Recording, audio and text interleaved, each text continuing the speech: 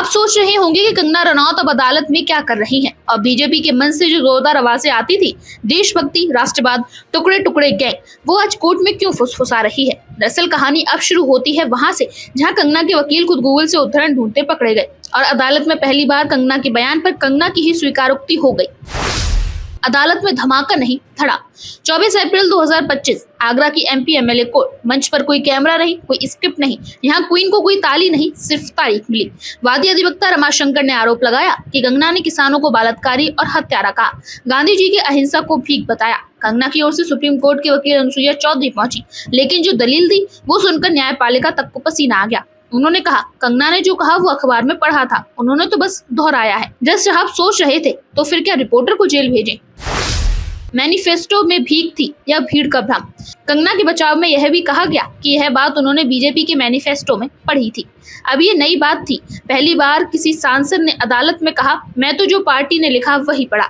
यानी ना विचारधारा का समर्थन, ना शब्दों की जिम्मेदारी, बस बयान सीधा सवाल बन गया। क्या कंगना बीजेपी के मैनिफेस्टो से सहमत नहीं है? और अगर नहीं है तो क्या संसद में वो मंच की नेता है या मन की विरोधी?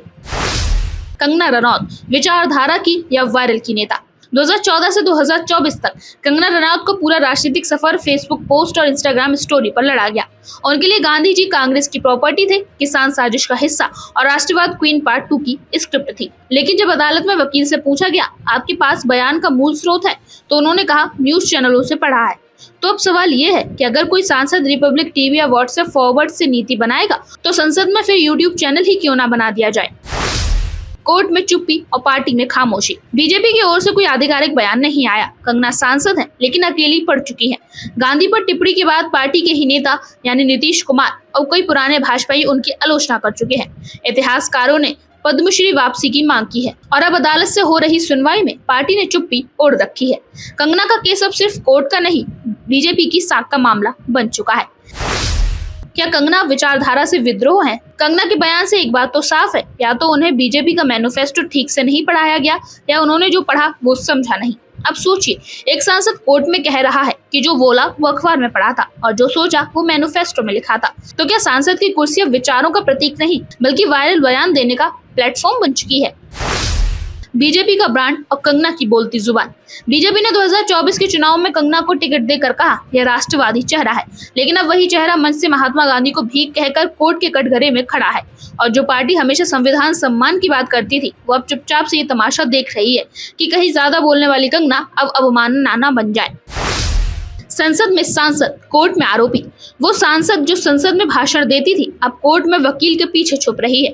वो एक्ट्रेस जो राष्ट्रभक्ति पर भाषण देती थी अब कह रही है, मैंने बस पढ़ा था। यानी कंगना की नई राजनीति का सूत्र वाक्य है, ना मैं विचारधारा, ना मैं बयानबाजी, मैं बस वायरल हूँ। 6 मई फैसला सिर्फ कानून नहीं, नैतिक भी। 6 मई को जब कोर्ट फैसला सुनाएगी तो वो फैसला सिर्फ कानूनी नहीं होगा बल्कि राजनीतिक और नैतिक भी होगा। अगर कोर्ट शक्ति दिखाती है तो ये संदेश जाएगा कि संविधान पर सब भारी हैं, चाहे वो सांसद हो या सेलिब्रिटी। और अगर कोर्ट नरमी बरतती है तो ये सवाल उठेगा, क्या प्रसिद्धि सजा से बचा सकती है? आप सोच रहे होंगे कि कंगना रनौत अब अदालत में क्या कर रही हैं और बीजेपी के मन से जो जोरदार आवाजें आती थी, देशभक्ति, राष्ट्रवाद, टुकड़े टुकड़े गैंग, वो आज कोर्ट में क्यों फुसफुसा रही है। दरअसल कहानी अब शुरू होती है वहां से जहाँ कंगना के वकील खुद गूगल से उद्धरण ढूंढते पकड़े गए और अदालत में पहली बार कंगना के बयान पर कंगना की ही स्वीकारोक्ति हो गई। अदालत में धमाका नहीं, धड़ा। 24 अप्रैल 2025 आगरा की एमपी एमएलए कोर्ट। मंच पर कोई कैमरा नहीं, कोई स्क्रिप्ट नहीं, यहाँ क्वीन को कोई ताली नहीं, सिर्फ तारीख मिली। वादी अधिवक्ता रमाशंकर ने आरोप लगाया कि कंगना ने किसानों को बलात्कारी और हत्यारा कहा, गांधी जी की अहिंसा को भीख बताया। कंगना की ओर से सुप्रीम कोर्ट के वकील अनुसुईया चौधरी पहुंची, लेकिन जो दलील दी वो सुनकर न्यायपालिका तक को पसीना आ गया। उन्होंने कहा, कंगना ने जो कहा वो अखबार में पढ़ा था, उन्होंने तो बस दोहराया है। जस्ट आप सोच रहे थे तो फिर क्या रिपोर्टर को जेल भेजें।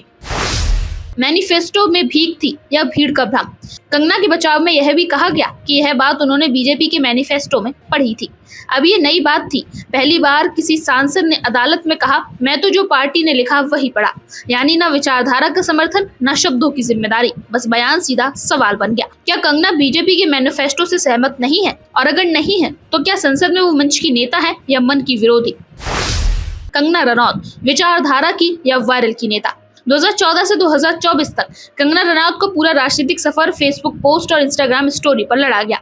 उनके लिए गांधी जी कांग्रेस की प्रॉपर्टी थे, किसान साजिश का हिस्सा और राष्ट्रवाद क्वीन पार्ट 2 की स्क्रिप्ट थी। लेकिन जब अदालत में वकील से पूछा गया आपके पास बयान का मूल स्रोत है, तो उन्होंने कहा न्यूज चैनलों से पढ़ा है। तो अब सवाल ये है कि अगर कोई सांसद रिपब्लिक टीवी या व्हाट्सएप फॉरवर्ड से नीति बनाएगा तो संसद में फिर यूट्यूब चैनल ही क्यों ना बना दिया जाए। कोर्ट में चुप्पी और पार्टी में खामोशी। बीजेपी की ओर से कोई आधिकारिक बयान नहीं आया। कंगना सांसद हैं लेकिन अकेली पड़ चुकी हैं। गांधी पर टिप्पणी के बाद पार्टी के ही नेता यानी नीतीश कुमार और कई पुराने भाजपाई उनकी आलोचना कर चुके हैं। इतिहासकारों ने पद्मश्री वापसी की मांग की है और अब अदालत से हो रही सुनवाई में पार्टी ने चुप्पी ओढ़ रखी है। कंगना का केस अब सिर्फ कोर्ट का नहीं, बीजेपी की साख का मामला बन चुका है। क्या कंगना विचारधारा से विद्रोह है? कंगना के बयान से एक बात तो साफ है, या तो उन्हें बीजेपी का मैनिफेस्टो ठीक से नहीं पढ़ाया गया या उन्होंने जो पढ़ा वो समझा नहीं। अब सोचिए, एक सांसद कोर्ट में कह रहा है कि जो बोला वो अखबार में पढ़ा था और जो सोचा वो मैनिफेस्टो में लिखा था। तो क्या सांसद की कुर्सी अब विचारों का प्रतीक नहीं बल्कि वायरल बयान देने का प्लेटफॉर्म बन चुकी है? बीजेपी का ब्रांड और कंगना की बोलती जुबान। बीजेपी ने 2024 के चुनाव में कंगना को टिकट देकर कहा यह राष्ट्रवादी चेहरा है, लेकिन अब वही चेहरा मंच से महात्मा गांधी को भीख कहकर कोर्ट के कटघरे में खड़ा है। और जो पार्टी हमेशा संविधान सम्मान की बात करती थी वो अब चुपचाप से ये तमाशा देख रही है कि कहीं ज्यादा बोलने वाली कंगना अब अवमानना ना बन जाए।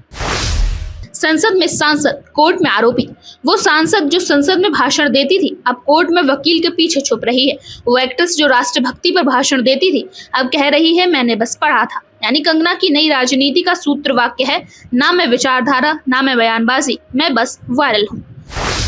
6 मई फैसला सिर्फ कानून नहीं, नैतिक भी। 6 मई को जब कोर्ट फैसला सुनाएगी तो वो फैसला सिर्फ कानूनी नहीं होगा बल्कि राजनीतिक और नैतिक भी होगा। अगर कोर्ट सख्ती दिखाती है तो ये संदेश जाएगा कि संविधान पर सब भारी हैं, चाहे वो सांसद हो या सेलिब्रिटी। और अगर कोर्ट नरमी बरतती है तो ये सवाल उठेगा क्या प्रसिद्धि सजा से बचा सकती है? कंगना की पब्लिक इमेज, ब्रांड या बर्बादी। कंगना को टिकट मिलना एक रणनीति थी, लेकिन अब वो रणनीति रील से रियलिटी में उलझ गई है। बीजेपी के लिए अब सवाल है क्या इस कड़ी बयानबाजी से जनता जुड़ती है या अलग हो जाती है?